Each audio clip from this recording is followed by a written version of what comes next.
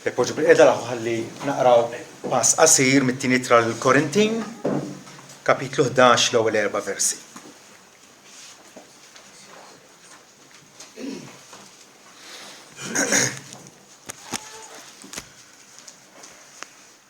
Mhux li kontu taħmlu ftit il-bluwa tiegħi.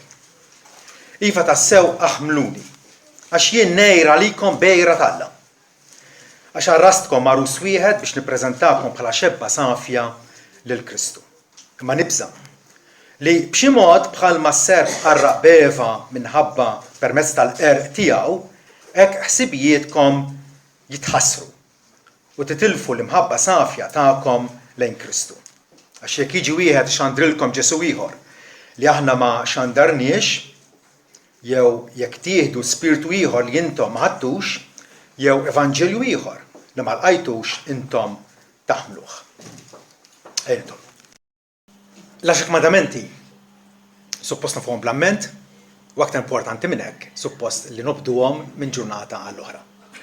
Mhux vera, ma nix naħsbu li l-10 mandamenti ngħataw lill-nazzjon antik tal-Lut u m'għadhomx relevanti għal ġurnata tal-lum. Infatti, l-10 mandamenti kollha huma b'xi mod jew ieħor repetuti fil-Patt il-ġdid. L-Apostli ħadu ħsieb li bħalma Mosè għallem fl-antik hekk ukoll huma sostnew Ġesu nnifsu qal ma ġejx biex neqret il-liġi u l-profeti, ma ġejx biex neqridhom, ma ġejx biex iwettaqhom. Ġesu kien l-uniku wieħed illi onora lil Alla billi osserva l-10 mandamenti u l-liġijiet kollha tal-Alla mill-bidu sa tmiem. U jallimna nagħmlu l-istess. Fatt jgħidilna li jekk il-ġustizzja, jekk l-għajxin ġustana ma jkunx aħjar minn tal-iskribu tal-Farizej b'xemma titlu fis-salt ta' Smawiet. Mhux kum nisejjaħ li sit jidħol fis-salt ta' Smawiet, imma kull jagħmel ir-rieda ta' missieri illi hu fis-Smawiet. Waħda mill-evidenzi kbar aħniex imwielda mill-ġdid, aħniex mogħtija dik il-ħajja ġdida mingħand l-Ispiritu Santu, nindunaw aħniex ħajjina l-Alla bl-ubbidjenza tagħna. Bl-ubbidjenza tagħna illi nonaraw l-Alla b'dan il-mod. Salamun stess qal li l-konklużjoni wara nistema' kollox hija din. Ħobb l-Alla ibża minnu għax dan huwa l-iskop ta' kull bniedem. Alla ħnaqna biex nħobbuh. U l-aħjar mod kif nħobbuh huwa billi aħna nkunu sottomessi għal rieda rivelata tiegħu. Alla urina x'inhu tajjeb. Urikom bniedem x'inhu tajjeb li timxi ma' Alla bl-umiltà u tħobb is-sewwa. U allura fl-10 mandamenti li Alla tom b'mod speċjali miktubin b'sebgħu fuq il-ħaġar, fuq żewġ twavel tal-ħaġar. Alla tal il-Lut ħafna aktar mandamenti mill-10 mandamenti, però biex jurina l-ispeċjalità dan is-sommarju dil-ġabra fil-qosor tal-mandamenti tajjeb tom miktubin fuq il-ħaġar lil Mosè. F'dawk il-mandamenti Alla jsemmi żewġ attributi tiegħu. Diġà tkellim Alla huwa tajjeb, Alla huwa mħabba, Alla huwa għaref. Dawn kollha il-ġimgħa l-oħra rajna Alla huwa sabiħ. Żbuħija tal-Alla, il-ġmiel tal-Alla. Tajjeb, fl-10 mandamenti mhux b'kombinazzjoni Alla jsemmi żewġ attributi tiegħu. Mill-ħafna attributi tiegħu semmi 2. X'inhuma? Supposta fuqhom. Alla huwa għajjur u Alla huwa wkoll ħanin. X'bilanċ sabiħ. La tagħmel ebda xbija minqux għalik, taħwex fis-sema fl-art jew taħt l-art, la tmix qudiemhom u la tqimhomx għax il-mulella tiegħek Alla għajjur. L-inħallas ħażen il-missijiet fl-ulied sat-tielet u r-raba' nisel ta' dawk li joboduni ma nagħmel ħniena ma' eluf minn dawk li jibżgħu minni u jħarsu l-kmandamenti tiegħi. Lejra tal-Alla, il-ħniena tal-Alla. Dal-aħħar smajna Adonai, Adonai għal-ħanun. Il-ħniena tal-Alla. Illi tattirana lejh. Ukoll Jahwe kanna. Jahwe il-mulej għajjur. Fl-istess ħin aħna bnedmin magħmulin b'mod stramb ħafna. Nitkexkxu minn Alla u miġbudin lejn Alla. Alla jur li jiddomanda minna ubbidjenza sħiħa. U allura nibżgħu minnu. Għax nafu illi maħniex nagħtuh din l-ubbidjenza sħiħa li tixraqlu. Fl-istess ħin, fl-istess mandament, fl-istess 10 mandamenti, Alla jfakkarna u tajjeb li jfakkarna illi huwa ħanin. U allura m'għandniex għalfejn naqtaw qalbna il għaliex huwa daħħalna f'patt miegħu. Għamel arranġament speċjali magħna, tajjeb, bħalma dari mal-poplu Iżraelita x'għamel. Ħal inizjattiva bagħat il-Mosè ħadem mirakli biex finalment fdihom mill-jasar. Ħariġhom, emanċipahom minn għajxien miżerabbli ta' skjavitu, tajjeb, u daħħalhom eventwalment fl-art imwiegħda li huwa kien wiegħed l-Abraham, Isaac u Ġakob.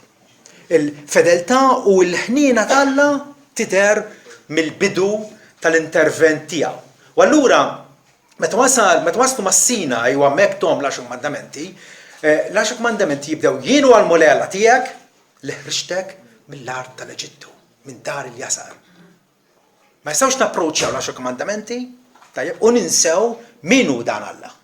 U Alla li ħariġna mhux minn taħt jasar politiku jew ekonomiku, imma mill-jasar ta' Satana, tad-dnub, tal-passjonijiet mid-dimba tagħna nfusna, mit-teddida tal-infern illi kellna qudiemna. Alla jieħu l-inizjattiva u aħna nwieġbu. Alla jagħmel l-ewwel pass u aħna nirrispondu. U jgħidilna li issa fil-arranġament fil-patt, fil-ftehim, fil-lega, jgħidilha x'inhi, fl-għaqda li hemm bejna il-poplu tiegħu. U tajjeb, hemm illi aħna ħanirrispondu għalih. U rridu nżommu fuq qudiemna Alla kif ta' bilħaq. Alla jur, Alla ħanin. Alla ħanin iva biex ma naqtawx qalbna. Għax nafu illi hu jibqa' jaħfrinna. Frattanti jridu niftakru wkoll li huwa Alla Jahwe Kanna. Alla jur. Alla jur.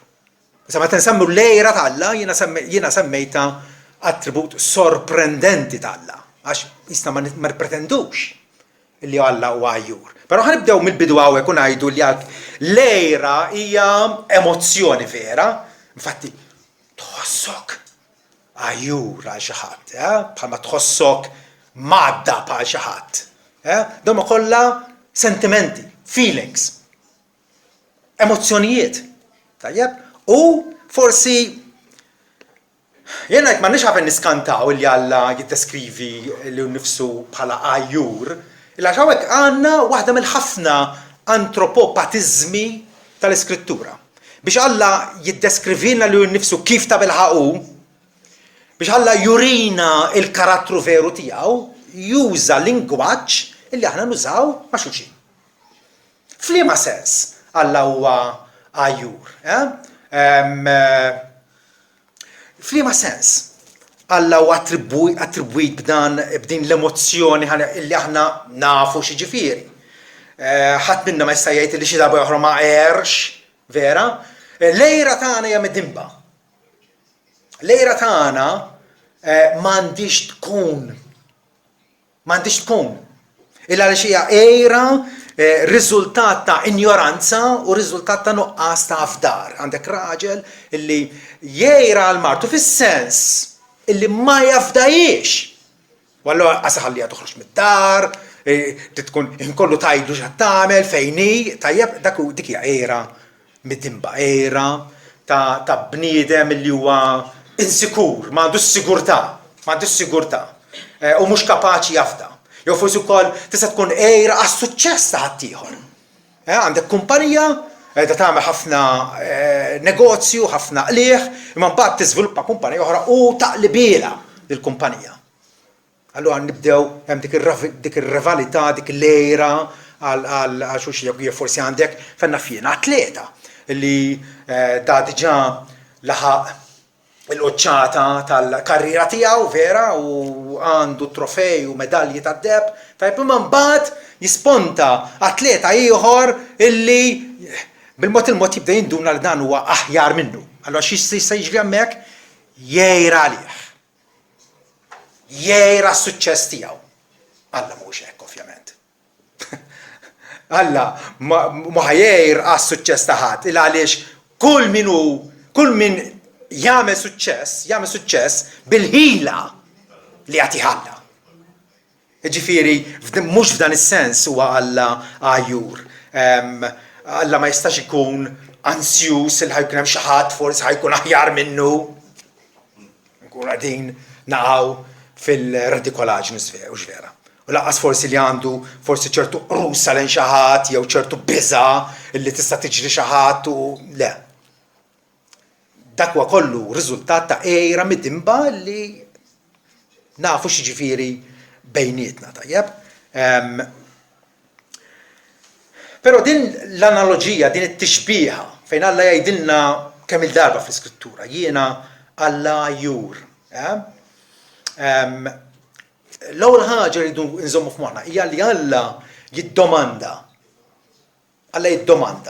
li jippossedina totalment. Li nkunu kompletament tiegħu. Mhux għandna l-attenzjoni jew id-devozzjoni tagħna mxerda l-awlin, nuridu nlaħqu mel f'ħaġa, imbagħad kultant niftakru f'Alla. Allu għajjur għaliex jiddomanda il-possess u d-devozzjoni esklusiva tagħna. X'inhu għalik il-kmandament l-aktar importanti? Dawk l-10 kmandamenti li semmejna, tajb huma miġbura fit-tnejn. U l-aktar importanti, meta saqsew għall-inqas il-Ġesu, għallilhom l-ewwel kmandament u l-aktar importanti huwa dan, ħobb il-mullar tiegħek b'qalbek kollha, b'ruħek kollha, bil-qawwa tiegħek kollha u b'ruħek kollha. Dan hu l-ewwel kmandament. U t-tieni jixbħu ħobb il-proxmu tiegħek bħalek, innifsek. Ġesu għawek qed jurina illi il-għan ta' ħajjitna aħna msejħin għandna dil-vokazzjoni matul ħajjitna biex aħna nkunu devoti, marbuta, alleati kompletament ma' Alla u miegħu biss. Importanti u miegħu biss. Esodu 34 vers 14 jgħidilna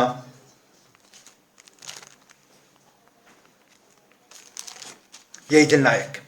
Għax int m'għandikx tqim ebda Alla ieħor. Għax il-mulej Alla tiegħek li jismu Għajjur u Alla Għajjur. Jirrepetija fl-istess frażi, jirrepeti li hu nnifsu. Tagħmilx Allat oħra. Issa, aħna taħseb intom li għandna it-tentazzjoni li naqbdu kantun u skarpellu mazza u niffurmaw idolu biex npoġġuh fuq xi artal id-dar u nxerru l-xamat u ninżwa kubtejna qudiemu. Ma naħsibx. Il-Lut kienu hekk. U minn kull xorta ta' idolatrija waqgħu fija.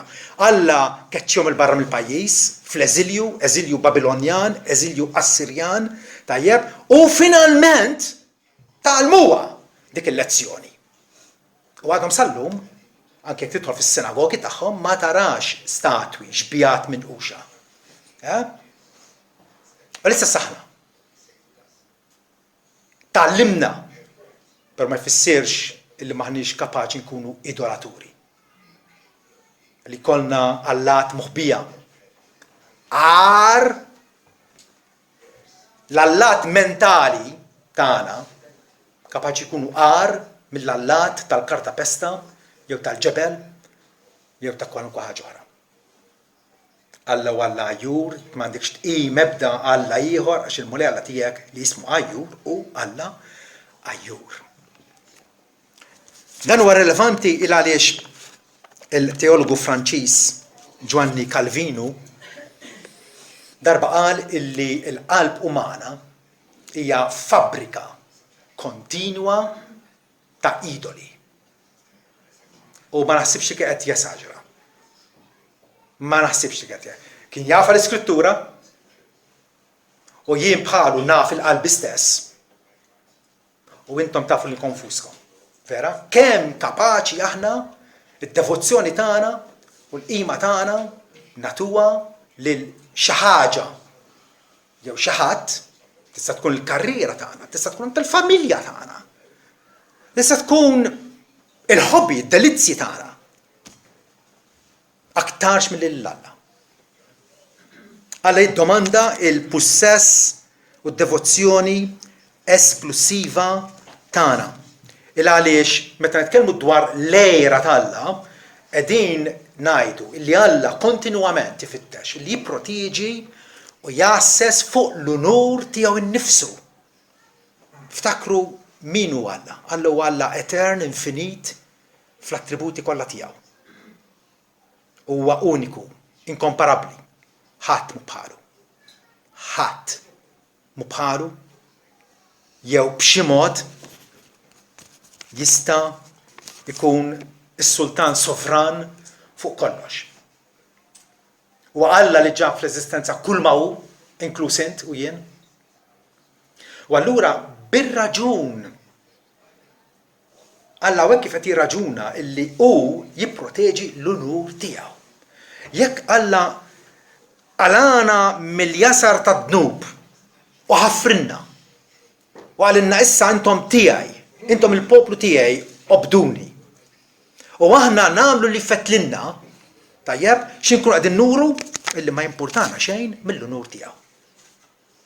Illi avolja u missierna nistgħu nkunu arditi u diżubbidjenti u vili u ingrati kemm irridu. Intom tunaw kemm ta' bilħa Alla għandu raġun meta jgħid illi huwa Alla għajjur. Alla li proteġi l-interessi tal-glorja tiegħu. Glorja inkomparabbli. Ezekiel 39 vers 25. Għalhekk hekk jgħid Sidi l-Mulej. Issa nerġa' nġib lura lil Ġakob mill-jasar u jkolli ħniena minn dar Iżrael kollha u nejr għall-isem imqaddes tiegħi. Hawnhekk Alla qiegħed jiddikjara li hu beħsiebu jipproteġi u jnaddaf l-isem imqaddes tiegħu illi l-poplu tiegħu Iżrael ħammeġ bil-idolatrija tiegħu. Alla ma jissapporti ebda diffamazzjoni tal-majestà tiegħu. Ma jissapporti ebda diffamazzjoni. Mhix qed ngħid illi ċertament, l-agħar ħaġa in-nies Maltin famużi għal din li jidgħu huma profani tajjeb u jiġbduha bħalli kieku xejn. Bħalli kieku xejn. U hekk qed ngħid jiena li Alla ma jissapportijiex il-ħaġa. Infatti, 10 kmandamenti, ħafna minnhom huma qosra, la tikdibx. La tisraqx, tikkommettix adulterju, vera? Osra. Nifhmuha mill-ewwel.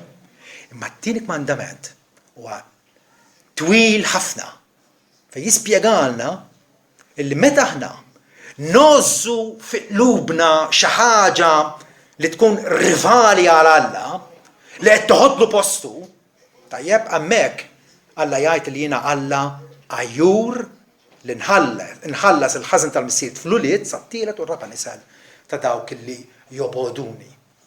Illi inti ma tagħtix każ il-jiet id-dritt ta' Alla fuqek qed turi li tobodu. Il-min tirrispettah, il-min tweġħu, tfittex illi tonorah, tfittex illi toqgħod għar-rieda tiegħu, illi timxi miegħu, vera? F'armonija. Il-predikatur Spurgeon darba qal la darba huwa l-uniku Alla il-ħalliq tas-sama u l-art.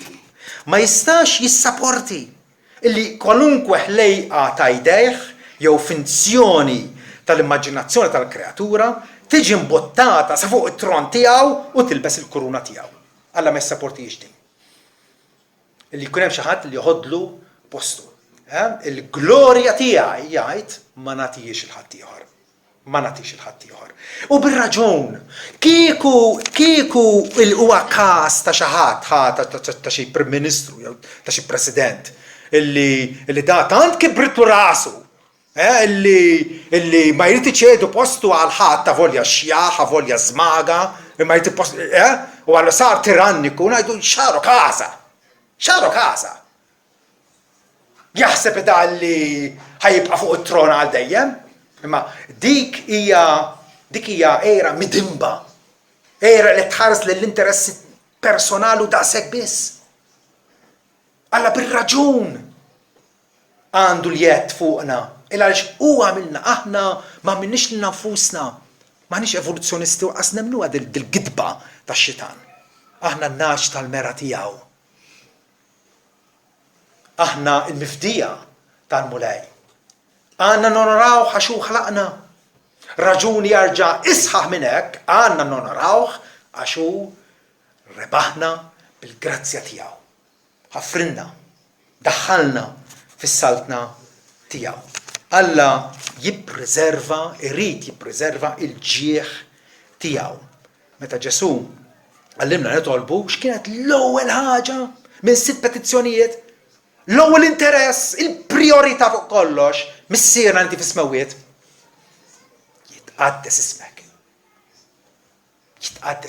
Ħajkun ismek u kull ma għandu x'jaqsam miegħek onorat u mweġġaħ fost il-bnedmin u ibda minni. Vera? Alla irid jippreserva l-unur tiegħu. Minħabba fekk irid li l-qima u l-adorazzjoni kwalunkwe li jingħataw ikunu mogħtija lilu għax lilu biss jixirru. Mhumiex żbalji minuri. Mhumiex ħmerijiet meta nsibu nies forsi anke qraba tagħna illi fid-devozzjoni tagħna jirrikorru għand Marija jew għand l-Anġlu Kustodju. Mhumiex affarijiet żgħar dawn l-aħwa. Mhumiex affarijiet żgħar. Alla meta permezz tal-pinna tal-Apostlu Pawlu iddeskriva il-kundanna tiegħu fuq dinja illi warbitu, simgħu x'jgħid fir-Ruman 1 vers 21. Meta għarfu l-Alla n-nies ġifieri ġenerali, ma glorifikawx bħala Alla u lanqas raddewlu ħajr. Iżda saru firħa fi ħsibijietom u qalbhom blaten iddalmet. Fil-waqt li ridu għatorrif saru boloħ u bidlu l-glorja tal-Alla li ma jitħassarx fi xbija magħmula bħal bniedem li jitħassar ta' tjur, ta' bejjem berba saqajn u ta' bejjem li tkaxkru. Għalhekk Alla wkoll telaqhom għal faħx fix-xewqat ħżiena tal-istess qalbhom biex jagħmlu qajb lil ġisimhom bejniethom huma li bidlu l-verità tal-Alla f'gidba. Din hija kwistjoni kollha. Meta aħna ma nonorawx il-Alla bħala l-uniku Alla ħajju veru, nkunu qegħdin ingidbu r-realtà tal-ħajja. Għad-dannu ta' nfusna u għad-diżunur tal-Alla. Alla Ajjur, Jahwe kanna ma jissapportix rivalità jew kompetizzjoni miegħu. F'sens illi ħadd b'mod leġittimu, b'mod tajjeb, kapaċi jikkompeti miegħu. Verewla? Ħadd huwa kwalifikat. Ibda biex ħadd huwa etern ħlief Alla. Ħadd mu tajjeb ħlief Alla waħdu. Ħadd mu għaref ħlief Alla waħdu. U nistgħu nibqgħu sejrin hekk. Allura fil-kmandamenti kapitlu 20 tal-Esodu vers 5 tmilx quddiem m'hawnx xila l-mulej Alla tiegħek Alla Ajjur. U l-istess jgħid ikompli għallem Mose meta wassal lill-poplu Iżraelita mal-fruntiera tal-Kanan u Mose kellu jmut imbagħad is-suċċessur tiegħu Ġoswe kellu jkun dak li daħħalhom fil-art kif tafu tajjeb l-istorja intom ufuskom. Mose fix-xuħitu ftit qabel ma miet jindirizza lill-poplu Iżraelita u jfakkarhom affarijiet importanti. Kienu għaddew 40 sena mindu ħarġu mill-Eġittu, ġenerazzjoni ġdida, u allura fid-Deuteronomju 6 vers 14 Mose jgħidilhom la tmorrux wara Alla oħra. Twissija ripetuta sikwit fil-Deuteronomju. Tmorrux wara Alla oħra wara l-Alla tal-ġnus ta' madwarkom għax il-mulej Alla tiegħek huwa Alla għajjur fostkom. U Alla għajjur fostkom. Li ma jmux għada fil-mulej Alla tiegħek jixel għalik u jeqirdek minn fuq wiċċ l-art. La ġarbux il-mulej Alla tagħkom bħalma ġarrabtuh f'massa. Ħarsu sewwa l-kmandamenti tal-mulej Alla tagħkom u x-xhidiet tiegħu u l-istatuti tiegħu li huwa tagħkom. Din hija tiddeskrivi sewwa il-qagħda tagħna quddiem Alla anke llum il-ġurnata li niftakru u nżommu f'qalbna l-fatt li Alla huwa għajjur. Is-sovran ta' Iżrael għandu dritt għal lealtà sħiħa u esklusiva ta' niesu. Esklusiva ġifieri lilu u l-ħadd ħlief lilu. Dinja l-istipulazzjoni tal-patt, bażika ħafna, il-pedament ta' kollox. F'kull relazzjoni tagħna m'Alla rridu nżommu f'moħħna ma jkollokx Alla oħra qudiemi. Għal darba oħra mhux f'kombinazzjoni li minn 10 kmandamenti dan huwa l-ewwel kmandament. Lejn xiex u lejn min jattiretta qalbek. X'qed jattirak fil-ħajja? X'qed jattirak fil-ħajja? Ġesu jgħidilna fejn tkun qalbek, hemm ikun ukoll it-teżor tagħkom. Fejn hija qalbek. Tant nafu kemm aħna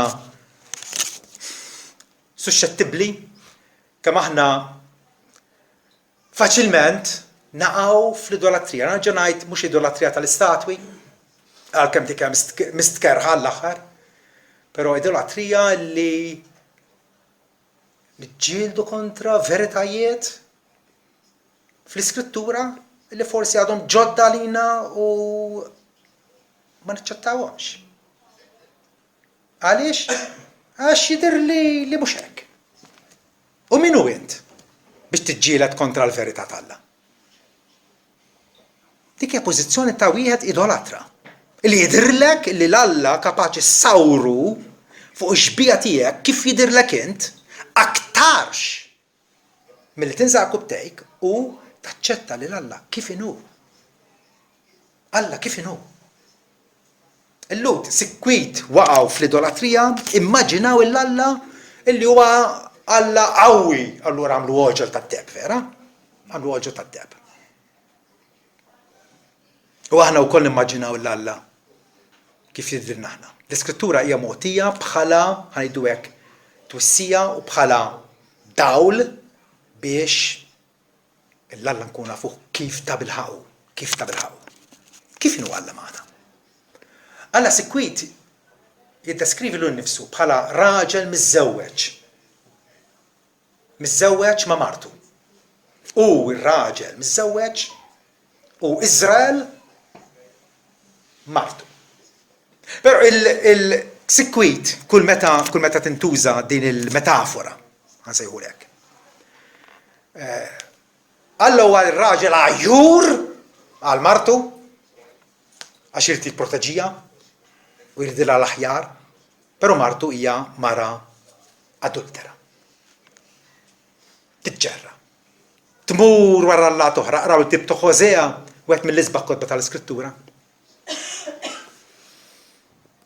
L-imħabba tal-Alla persistenti li Alla jibqa' jiġri wara martu, avolja martu qed tittiżonarah, qalbitielu ma' Allat oħra, Alla jibqa' ifittixha mhux sakemm jixba', mhux sakemm jiddejjaq, sakemm jerġa' jsiba u jiksibha għalih innifsu. Alla huwa dak ir-raġel għajjur għal martu Iżrael. Eżekjel, pereżempju, Eżekjel 16, vers 41. Ma nħallikx tibqa' tagħmilha iżjed ta' mara żienja, ta' mara immorali, bil-Malti ta' prostituta. U int ma tibqax tagħti ħlas aktar lil ħadd. U hekk inserraħ il-qilla tiegħi kontra tiegħek u nżul minni l-ejra tiegħi u nikkwieta u ma nadabx aktar. Għawek Alla qed jiddeskrivi bħala Alla inkurlat minħabba l-indiċenzi ta' martu stess. Alla la ħsieb li jifdi poplu għalih innifsu dak l-istess poplu flok ma onoraħ zeblaħ l-isem tiegħu.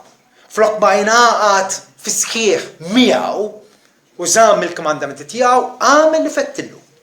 Din hija sitwazzjoni faċilment tista' tkun is-sitwazzjoni tagħna wkoll. Il-qari l qrajna tal-għodu. Pawlu jesprimi biża' bħala apostlu qed jgħid wisq nibża'. Wisq nibża' għalikom ja Korintin, għalikom ja Maltin, illi bħalma s-serb inganna l-leva bl-astuzja tiegħu bil-brikkunaġni tiegħu kif daħal bil-mod il-mod appella għas-sensi tagħha. Appella li kollha tarif aħjar, li tkun daqs Alla. L-astuzja tax-xitan. Hekk ukoll qal nibża' illi titilfu d-devozzjoni tagħkom u s-sempliċità tad-devozzjoni tagħkom lejn Kristu. Il-periklu hija hemmhekk. Il-periklu hija hemmhekk u rridu nsaqsu lil nafusna jista' jkun li waqgħet f'din in-nasba illi l-fidi tiegħi hija sempliċement waħda intellettwali illi ma tiswili xejn. Illi ma tiswili xejn. Għadni kif riċċivejt ittra minant persuna, mhux ħansemmija, u għalt li kemm huwa diffiċli, indunajt kemm huwa diffiċli illi tgħix tajjeb. U aktar ma nipprova, aktar issiba diffiċli. Tweġiba tiegħek kienet qasira. Veru dak li qed tgħid, però Alla jagħtina l-grazzja tiegħu biex attwalment inżommu fidili lejh. Allu għajjur. X'taħsbu intom minn dak ir-raġel? Ħanejdu qiegħed f'xi trattament, xi riċeviment, tajjeb? U qiegħed maħbib u mbagħad ħares ħajar fejn martu u jara raġel ieħor qed jinnamralu ma' martu. X'taħseb li jagħmel dak ir-raġel? Jekk huwa raġel ta' karattru, raġel integru, raġel jħossib il-familtu. Idun forsi xi 5 snin ma japproċċja lil martu, jien ngħidilkom qas 5 sekondi ma jgħaddu, illi jmur fuqha u jiċċekkja x'qed jiġri x'vera. Dik hija qiegħra tħajba, fis-sens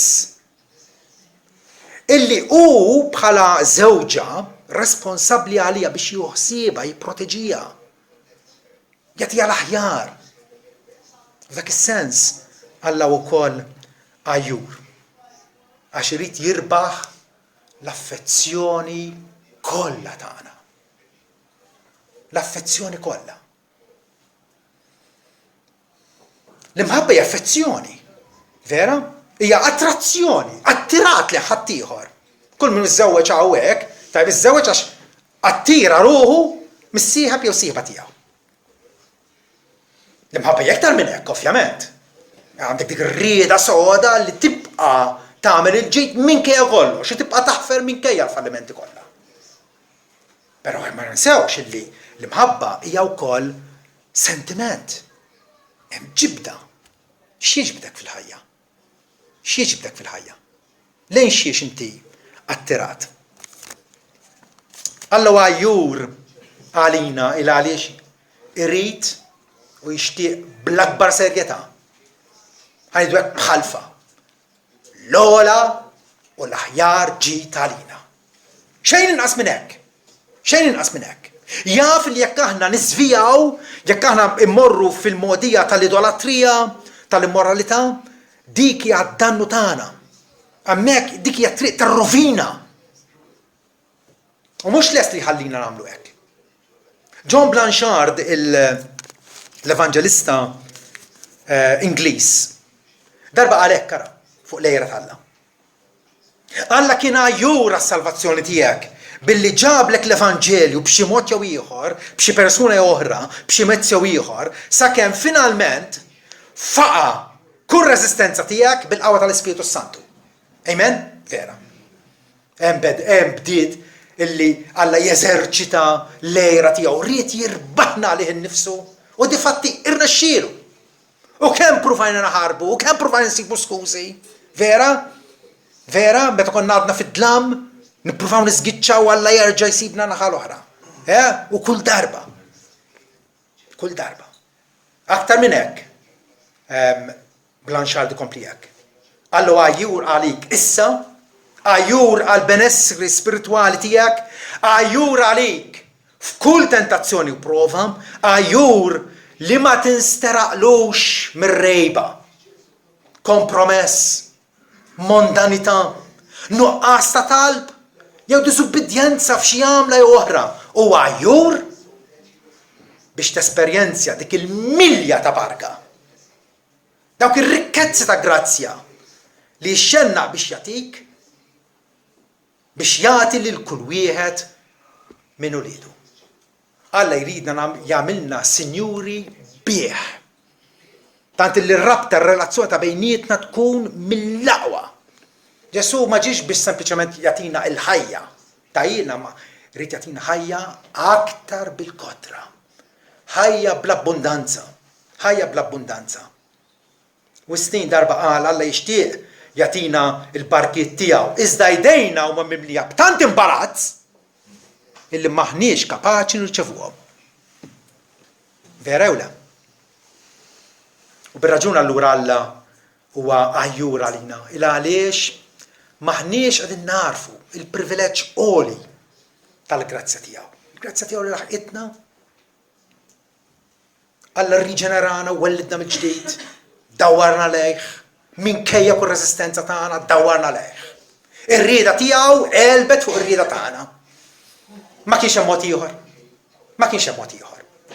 Li kieku Alla konsulta magħna u għalna tridu, mela jien ħan nivvota għalik, inti tivvota għalija. Diżastru kbir kieku jkun, mhux vera. Diżastru kbir. Alla rebaħna. U Alla issa jrid għaddisna. Irid iġibna nixbħu lill-ibnu Ġesu. Għaliex dan huwa l-pjan tiegħu. Li jkollu familja kbira ta' wlied bibnu Ġesu bħala il-primogenitu fost ħafna aħwa. U dan il-pjan tiegħu Alla ċertament iwettqu. Xi privileġġ meta nirrealizzaw, meta tibda taħseb u tgħid jien parti minn dan lan tajjeb tal-Alla. Alla jiddomanda obbedjenza u sottomissjoni totali lejh għax huma tiegħu. U taħt aktar, huma tiegħu. U allura ebda ħlejqa oħra ma tista' tikkompeti miegħu, Ġesu jgħid. Minħobb il-missieru l-ommu aktar minni x'żjed. Mhuwiex dejjem li kun tiegħi. U nifhmu meta lil dak il-raġel sinjur li kellu x'kien l-Alla tiegħu?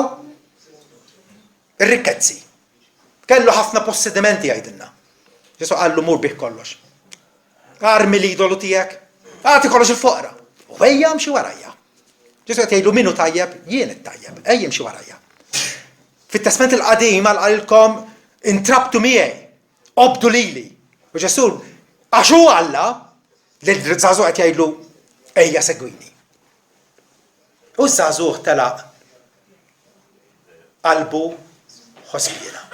Imdejjaq. Ma kienx lest illi iċedi l-idolu tiegħu.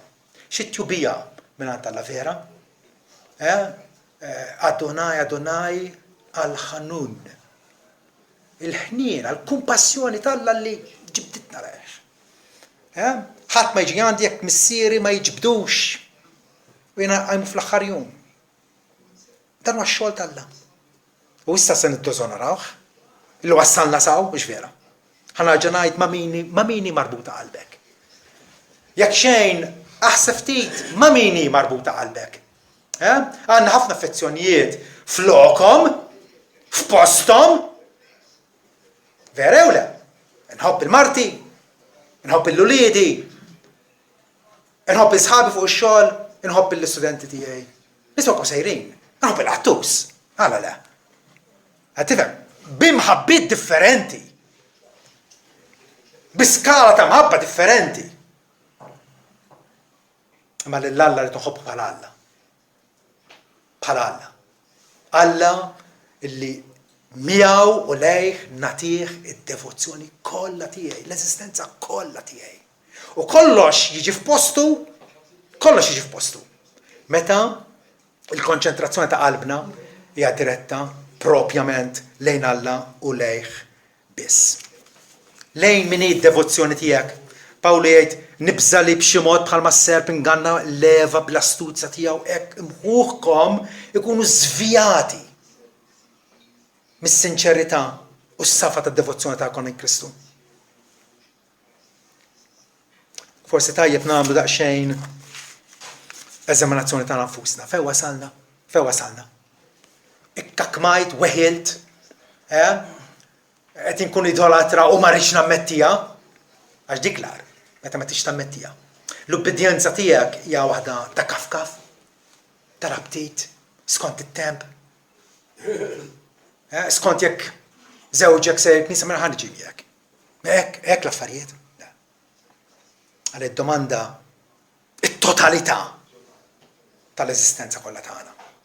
Konsagrazzjoni sħiħa għar-rida tiegħu. Jiena Alla Ajjur. Alla li jismu Ajjur u Alla Ajjur. U din fil-bidu għad tkaxkixna. Imma wkoll tattirana lejh. Għax nafu li Alla huwa determinat. Il-poplu tiegħu, il ju qed jiġbor mill-erba' arkejn tad-dinja, miż-żminijiet kollha, sabiex ikun il-poplu partikolari tiegħu, dak lan ta' Alla mhuwiex se jfalli. Ġoswe fix-xuħitu ġabar in-nies u kellimhom għall-aħħar darba. U fakkaru kif il-mulej keċċa qudiemkom ġnus, il-ġnus kollha l-ammurin li kienu jagħmlu fl-art. U Ġoswe qal lill-poplu, intom ma tkunux tifilħu taqdu l-mulej. Għax saqsi għalihom bess jibkom taqduh il-mulej jaħammut. Bess jibkom taqduh. Ngħid għalihom għall-familja tiegħek aħna se naqdu l-mulej qal, imma intom x'għad tagħmlu issa? Allora intom ma tkunux tifilħu taqdu l-mulej għax hu Alla Qaddis u Alla Ajjur ma jħfrilkomx l-ħtijietkom u lanqas dnubijietkom.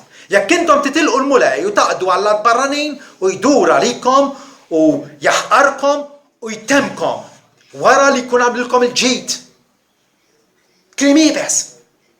Verew le, kliem ibes. Difatti hekk ġara. Il-poplu kien dixxiplinat, kien mor mill-barra mill-pajjiż. Il-kelma li juża Mosè, l-art tobżoqkom. Għaliex? Meta Alla jurik favur u inti ttieħ biż-żewġ. Meta Alla jurik grazzja u inti ma tirrispondix sewwa dik il-grazzja. Ma nix qed ngħidu li l-grazzja tagħha tista' tinxtara. Kif għalmu għadhom jarmu sal-lum bil-misħotin indulġenzi li tista' tixtri l-grazzja tagħha, għalhekk ngħidu l-imħabba tagħha hija skont il-għan tajjeb tiegħu. Hija favur bla mistħoq, mhux tixtrih. U għallu kif nrispondu għalija? Ġesu qalilhom xut intom għalikom fuskom li intom għażiltu għalikom lill-mulej biex taqduh. U huma qalu xut aħna. Aħna bħalma Alla għażellilna issa volontarjament aħna nażlu li naqduh. U l-poplu qallu lil Ġoswe aħna xut. U nixtieqkom tajdu aħna wkoll xut. Irridu naqduh lill-mulej għax ħaqqu. U għad-dritt tiegħu illi aħna nħobbuh u naqduh sakemm jagħtina n-nifs. Amen.